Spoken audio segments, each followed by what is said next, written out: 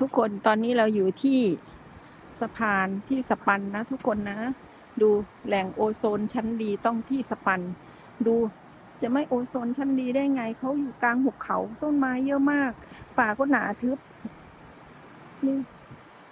ดูมีน้ำตกให้ดูวิว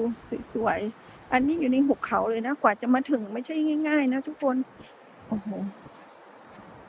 ขับรถขึ้นเขาลงเขามาตั้งไกลเลยนี้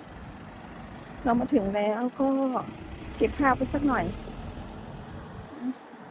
เก็บภาพไปสักหน่อยโอ้กว่าจะมาถึงนะนี่คือสปันนะทุกคนนี่คือสปัน